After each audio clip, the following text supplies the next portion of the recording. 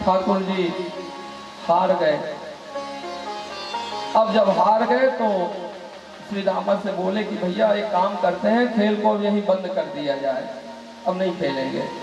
श्री रामा जी समझ गए, हमें पता है ये हार गया है, इसलिए इसको पता है कि घोड़ा बनना पड़ेगा और मेरे को पीठ पे बैठाना पड़ेगा, इसलिए खेल बंद कर रहा है।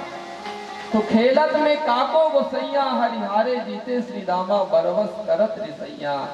लाला हम समझ गए हैं तुम खेल में हार गए हो ना, इसलिए अब तुम खेल को बंद कर रहे हो। अरे भैया जाति पाति हमसे बड़ नाही, नाही बसत तुम्हारी छैया। जाति पाति में तुम हमसे बड़े नहीं हो, तुम अहीर के छोरा हो, और ना ही बसत तुम्हारी छैया। हम आपके घर में भी नहीं रहते, आपके छाया में हम नहीं रहते। हाँ बात सही है, आपके यहाँ कुछ अधिक गाय हैं, हमारे यहाँ कुछ कम है, लेकिन लाला तुमको दांव देनो पड़े वो लाला। अब ठाकुर जी फंस गए, ठाकुर जी घोड़ा बने और श्री रामा को अपने पीठ पे बैठा करके आगे तक ले गए। कहने का आशा यह कि ब्रज भक्त गरीब गोपाल रुचे, तजी आयो सिंहासन श्रीपुर को। वैकुंठ के सिंहासन को छोड़ करके भगवान को अजन्मा होते हुए भी जन्म लेना पड़ता है। कहाँ? ब्रजमंडल में। वहां शेष की सैया पे चैन नहीं, वहां क्षीर सागर में ठाकुर जी को चैन नहीं मिल रहा है, और यहाँ ब्रज में फिरे दूर के, यहाँ ब्रजवासियों के साथ खेल रहे हैं, कूद रहे हैं, लीला कर रहे हैं, माखन चुरा रहे हैं। आप लोग कभी न सुने होंगे कि भगवान नारायण माखन चुरा रहे हो, किसी गोपी के घर में घुसे हो, लेकिन वही नारायण जब कृष्ण बन के आते हैं तो गोपियों के घर में माखन चुराने के लिए जाते हैं, लीला करने के लिए जाते हैं। इसीलिए वृंदावन की जो गोपियां हैं कहती हमको नारायण की प्राप्ति नहीं हो, हम उस नारायण की भक्ति नहीं करती हैं, हम तो जो वृंदावन के बिहारी जी हैं उनकी मैं भक्ति करती हूँ, हम लोग उनको प्राप्त करना चाहते हैं। जो वृंदावन की गोपियां हैं, अभी शरद पूर्णिमा 2 दिन पहले ही निकली है, तो वृंदावन की गोपियां हेमंते प्रथमे मासी नंद ब्रज, आगे कथा आएगी, तो हेमंते प्रथमे मासी नंद ब्रज कुमारिका। वृंदावन की जितनी गोपियां थी तो हेमंत ऋतु के जो मार्गशीर्ष का महीना अगहन का, तो सभी गोपियां सुबह यमुना जी में स्नान करने के लिए जाती थी गीत गाते हुए, और यमुना जी में जब डुबकी लगाती, स्नान करके निकलती और रेत की कात्यायनी माँ की मूर्ति स्थापित किया करती थी और कहती थी कि कात्यायनी महामाये महायोगिन्यधीश्वरी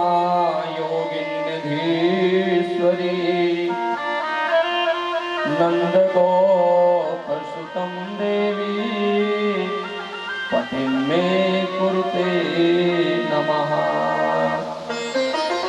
कहती है कात्यायनी माँ, आप हमें नंद गो, नंद के लाला को पति के रूप में प्रदान करें।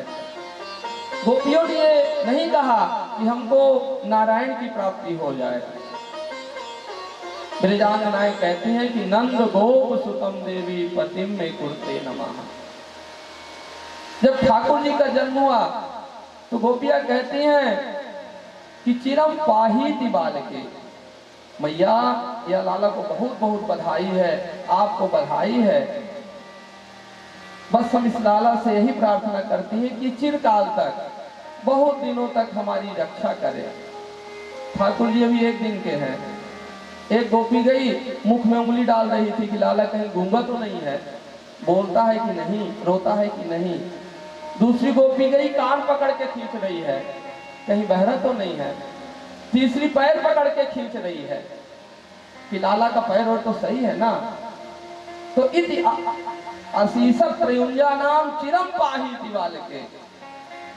तो वह परमात्मा का सरलीकरण श्री धाम वृंदावन में कैसे होता है? वहां शेष की सैया पे चैन नहीं, यहाँ ब्रज में फिरे दुर्गे। गोपियों को ठाकुर जी इतना तबाह करके रखे हैं, इतना परेशान करके रखे हैं कि गोपियों का कहीं मन नहीं लग रहा है। बेचारी गोपी जब दूध धोने के लिए जाती हैं तो ठाकुर जी ऐसे चित्त को चुरा दिए हैं बेचारी गोपी दूध दुह रही है, दोहनी कहीं है, दूध कहीं जा रहा है। सासू माँ अलग से डांटती है कि बहू पागल हो गई है। भोजन पकाने के ताई गोपी जाती है, ठाकुर जी ऐसी बंसी बजाते हैं कि जो सूखी सूखी लकड़ी है उन लकड़ियों से पानी निकलने लगता है और चूल्हा बुझ जाया करता है।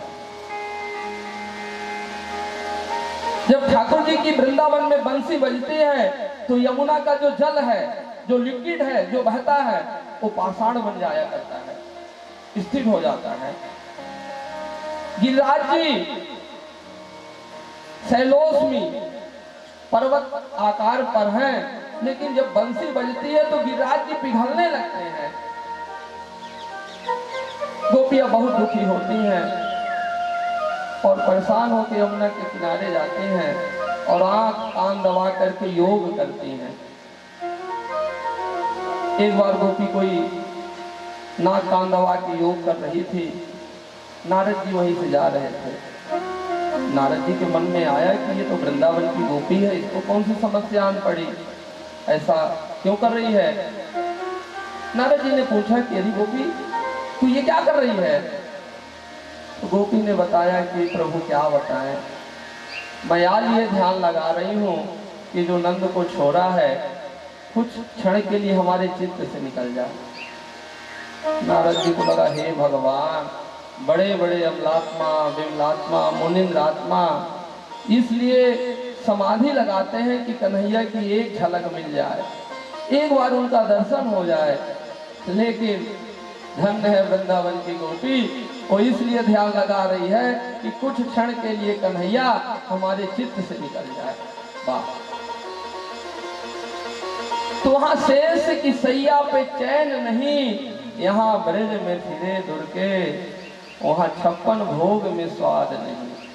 वहाँ 56 व्यंजन लगाए जाते हैं, वेद मंत्र पढ़े जाते हैं। ओम नाभ्यासेदंतरिक्षगम शेषोर्दयो समवर्तता पदभ्याम भूमिर्दिशः सोत्रात् तथा लोकान् कल्पयन्ना। वहाँ वेद मंत्र पढ़े जाते हैं, लेकिन ठाकुर जी को स्वाद नहीं मिल रहा है 56 व्यंजन पर।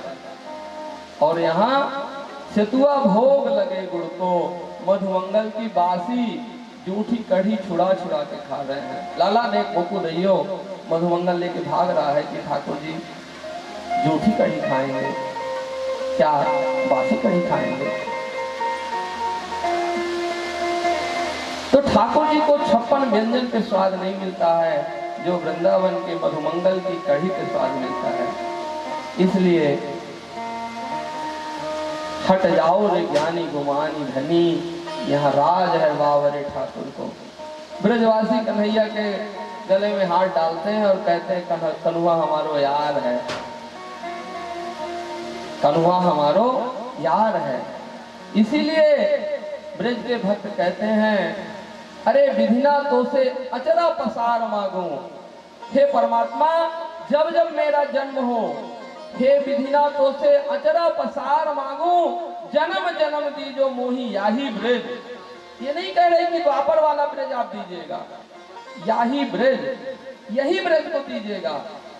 कहने का आशय कि आज का ब्रज और तब के ब्रज में कोई अंतर नहीं है। वृंदावन की गोपियां यदि अपने दुपट्टे को ऐसे फेंक देती है तो कई कन्हैया जमीन पे गिर जाते हैं। यानी जो ब्रज रज है, आप वृंदावन जाएंगे देखेंगे, एक रज चमक रही है, एक श्याम वर्ण की है और एक सफेद है, श्वेत वर्ण। तप्त कांचन गौरांगी श्री राधा वृंदावनेश्वरी, एक भी अंतर नहीं है। बाहर की मिट्टी आके वृंदावन में मिल जाए। हम लोग देखे होंगे पहले पूजन के लिए जल निकालते हैं, फिर उसमें गंगा जल डालते हैं। ये पद्धति गलत है। गंगा जल में जल को मिलाना है, महिमा गंगा जल की है। हम लोग लोटा में एक लोटा पानी भर लिए, उसमें फिर गंगा जल मिला दिए, नहीं, रात नहीं करना चाहिए। हम पहले गंगा जल को निकालें, फिर उसमें जल को मिलाएं। वृंदावन में बाहर की मिट्टी आ जाए, बाहर की रेत आ जाए, लेकिन जितना उसमें मिलती जाएगी वो ब्रजरज ही बनती जाएगी। थोड़ी सी दूध में हम नींबू निचोड़ देंगे, दूध फट जाएगा, लेकिन क्षीर सागर में हम कर देंगे, कुछ नहीं होने वाला है। बाल्टी से जल निकाल लेंगे, एक लोटा अंतर पड़ जाएगा, लेकिन सिंधु पे जाकर एक लोटा जल निकालेंगे, कोई अंतर नहीं पड़ेगा। समर्थ को नहीं तो उसको सही। कहने का आशय कि ये जो हमको ये शरीर मिला है देव दुर्लभ, 184 योनि भरमाई, बड़े भाग्य मानुष संसार। लोग तरसते हैं, देवता लोग तरसते हैं। अभी यही प्रसंग चल रहा था कि वह परमात्मा का जन्म नहीं होता, लेकिन उसको जन्म लेकर के आना पड़ता है। एक अंधा जा रहा था, किसी घर में अंदर प्रवेश किया, अब दिखाई तो दे नहीं रहा था, अब वो बाहर कैसे निकले। परेशान था कि मुझे दिखाई तो देता नहीं है, अब मैं तो फंस गया हूं, बाहर कैसे निकलूंगा। एक व्यक्ति ने कहा कि भैया तू परेशान मत हो, दीवार पकड़ ले, और दीवार पकड़ के ऐसे ऐसे घूमते जाएगा, और जहां दरवाजा होगा तो निकल जाएगा। उसने ऐसा ही किया, दीवार पकड़ के चलता गया, चलता गया, चलता गया। और उसका दुर्भाग्य देखिए, जहां पर दरवाजा था वहीं पर उसका सिर खुजलाने लगा, जहां पर द्वार था वहीं पर उसका सिर खुजलाने लगा। अब देखिए उसकी पूरी मेहनत बेकार हो गई। अब उसको फिर से उतना घूमना पड़ेगा, तभी ना बाहर जा पाएगा। उसी प्रकार से ये हमारा मानव शरीर है, ये बड़े भाग्य मानुष तन पावा, सुर दुर्लभ सदग्रंथ गावा। ये देव दुर्लभ मानव शरीर पा करके जैसे ही हमको भक्ति का समय मिला, सत्संग का समय मिला, धार्मिक कार्य करने के लिए समय मिला, उसी समय हमारा सिर खुजलाने लगा। तो फिर से वही 84 के चक्कर में पड़ना पड़ेगा। पुनरपि जननम पुनरपि मरणम पुनरपि जननी जठरे शयनम।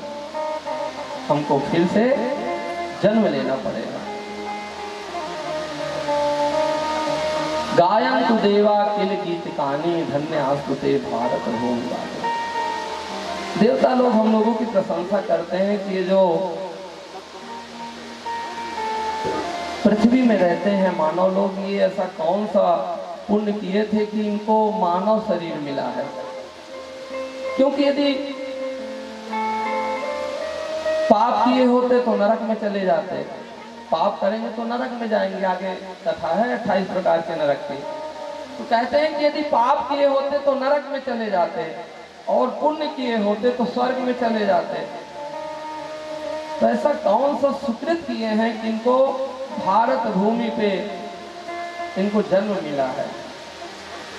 गायन्तु देवा किल गीतिकानि, धन्य आस्तुते भारत भूमि भाग्य। यानी इन्होंने ऐसा कौन सा पुण्य किया है कि इनको भारत की भूमि पर जन्म मिला है। भारत क्या है? भा प्रकाशते। बोले वृंदावन बिहारी लाल की जय। जय श्री राधे। पूज्य पिताश्री का आगमन हुआ है। आपका ही हर काल में हर क्षण में आशीर्वाद रहता है। बोलिए सतगुरुदेव भगवान की। एक बार ताली बजाकर आपका अभिनंदन करें।